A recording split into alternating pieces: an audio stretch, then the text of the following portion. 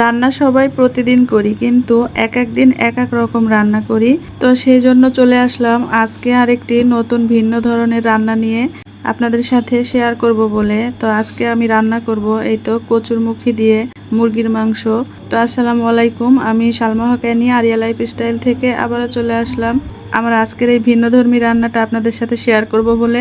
আর কচুরমুখী দিয়ে মুরগির মাংস রান্না এর আগে এভাবে আপনারা খেয়েছেন কিনা সেটা অবশ্যই জানাবেন। আর আজকের আমার এই রান্নাটা আপনাদের কাছে নতুন কিনা সেটাও অবশ্যই কমেন্টে জানাবেন।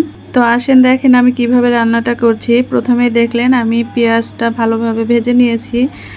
প্রথমে কড়াইতে তেল দিয়ে তারপরে পেঁয়াজ দিয়ে আমরা যেভাবে সাধারণত রান্না করি সেভাবেই, খালি একটু হালকা ভিন্নধর্মী প্রসেসিং আছে, সেটা আপনাদেরকে আমি দেখিয়ে দিচ্ছি। তো এইভাবে রান্না করলে আসলেই বেশ মজা লাগে, আপনারা অবশ্যই ট্রাই করবেন। তো এই যে পেঁয়াজগুলো ভাজার পর আমি মুরগির মাংসগুলো দিয়ে দিয়েছি।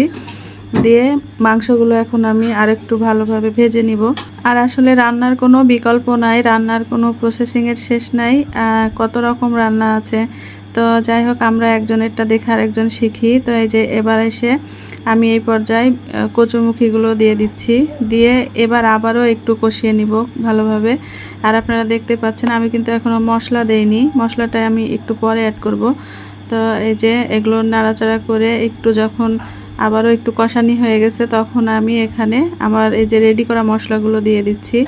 আর এই মশলাগুলোর মধ্যে কিন্তু সব রকম মশলা আমি একসাথে নিয়ে পানি দিয়ে একটু গুলে নিয়েছি।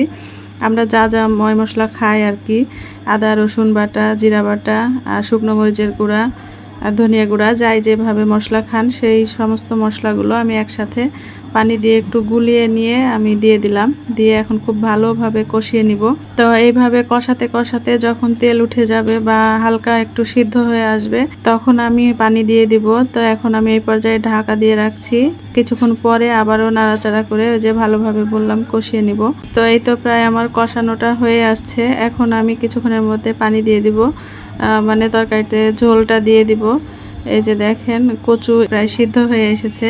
তো এই পর্যায়ে এসে যে আমি পানি দিয়ে দিলাম। আর পানিটা দেওয়ার সময় যে সাদা সাদা এগুলো দেখছেন এগুলো কিন্তু হচ্ছে টক দই বা হচ্ছে দুধের ছানা বলতে পারেন। তো যাই হোক, আমি যে মশলাগুলো দেওয়ার পরে মশলাগুলো লেগেছিল যে বাটিতে, ওই বাটিতে আমি একটু দুধ দিয়ে দিয়েছি। তো দুধটা যেহেতু লবণ মরিচ দেওয়া ছিল সেই জন্য একটু কেটে কেটে গেছে, যার জন্য এরকমটা হয়ে গেছে। তো আমি এটা দিয়ে ঝোল দিলাম।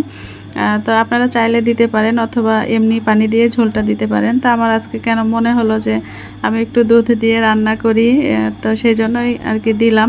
তো এটা আপনারা চাইলে স্কিপ করতে পারেন অথবা এভাবেও রান্নাটা করতে পারেন।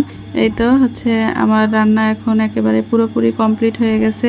তো যে দেখেন দেখতে কতটা লোভনীয় লাগছে, খেতে অবশ্যই আরও মজা লাগবে। তো আপনারা অবশ্যই একবার ট্রাই করবেন, আমি আশা করছি ভালো লাগবে। আর আজকে এভাবে রান্নাটা নতুন দেখছেন কিনা সেটাও অবশ্যই জানাবেন। তো আমার আজকের এই ভিডিওটা ভালো লেগে থাকলে অবশ্যই লাইক কমেন্ট শেয়ার করে পাশে থাকবেন। আর অবশ্যই অবশ্যই আপনারা বাসায় একবার ট্রাই করবেন, খেতে কিন্তু ভীষণ মজা। আজকের মতো এই পর্যন্তই, আল্লাহ হাফেজ, সবাই ভালো থাকবেন, সুস্থ থাকবেন, আসসালামু আলাইকুম।